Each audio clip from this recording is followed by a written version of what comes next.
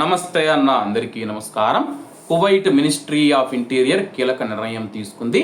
Kuwait దేశం మరియు ఈ ప్రాంతాన్ని ప్రభావితం చేస్తూ ఉన్న ప్రస్తుత పరిస్థితుల దృష్ట్యా మినిస్ట్రీ ఆఫ్ ఇంటీరియర్ భద్రతా పరిణామాలను నిరంతరం పర్యవేక్షిస్తూ ఉన్నందున సమాజ భద్రతను నిర్వహించడానికి కువైటీ పౌరులు మరియు ప్రవాసుల యొక్క భద్రతను నిర్ధారించడానికి ప్రస్తుతం కువైట్లోని పరిస్థితులను మేము నిశ్చితంగా గమనిస్తూ ఉన్నామని చెప్పేసి ఏవైనా అత్యవసర పరిస్థితులకు స్పందించే సంబంధిత అధికారుల సామర్థ్యాన్ని పెంచడానికి అవసరమైన నివారణ చర్యలు తీసుకోవడానికి మినిస్ట్రీ ఆఫ్ ఇంటీరియర్ కట్టుబడి ఉందని చెప్పేసి ప్రతి ఒక్కరి భద్రత గురించి ఆందోళన చెందుతూ ఈద్ ఆల్ ఫితార్లో మనం చూసుకుంటే కువైట్లో ఈ రోజు నుంచి తదుపరి నోటీసు వచ్చేంత వరకు కువైట్లో ఎవరైనా సరే కానీ బహిరంగంగా సమావేశాలు నిర్వహించడం, పార్టీలు చేసుకోవడం, వివాహాలు పెళ్లిళ్ళు చేసుకోవడం తదుపరి నోటీసు వచ్చేంత వరకు నిషేధించబడిందని చెప్పేసి మినిస్ట్రీ ఆఫ్ ఇంటీరియర్ ప్రకటించింది.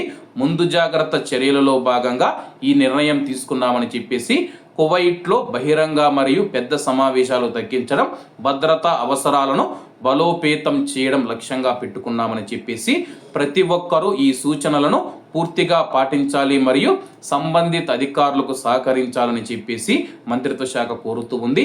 ఉల్లంఘించేవారు చట్టపరమైన జవాబుదారీతనాన్ని ఎదుర్కొంటారు. కువైట్ దేశ భద్రత మరియు స్థిరత్వాన్ని కాపాడటానికి కువైట్లోని కువైటీ పౌరులు మరియు ప్రవాసులు బాధ్యతాయుతంగా వ్యవహరించాలి మరియు ప్రజా ప్రయోజనాలకు ప్రాధాన్యత ఇవ్వాలని చెప్పి పిలుపునిచ్చారు. ప్రస్తుతం మనం చూసుకుంటే పెళ్లిళ్ళు చేసుకున్న, సమావేశాలు నిర్వహించిన, పార్టీలు చేసుకున్నా, లేకపోతే ఏదైనా ఇంకొక ఫుట్బాల్ మ్యాచ్లు ఆడినా సరే కానీ, ఏవైనా ఆటలు ఆడినా సరే కానీ అక్కడ పెద్ద సంఖ్యలో జనం ఉంటారు కాబట్టి శత్రువుకు మనం ఒక ఛాన్స్ ఇచ్చినట్లు అవుతూ ఉంది. అలాగే మనం దూరంగా ఉండటం వల్ల శత్రువును కూడా ఆలోచనలో పడేయవచ్చు. పెళ్లిళ్ళు చేసుకున్నా సరే కానీ, లేకపోతే ఏదైనా ఈవెంట్లు కానీ, సమావేశాలు నిర్వహిస్తే ఒక్క చోట జనం గుమికూరడం ప్రస్తుత పరిస్థితుల్లో ప్రాణాలకు మంచిది కాదని చెప్పేసి మినిస్ట్రీ ఆఫ్ ఇంటీరియర్ తెలుపుతూ ఉంది. కాబట్టి అందరూ బాగుండాలి, అందులో మనం ఉండాలి. అందరికీ నమస్తే అన్న, జై హింద్.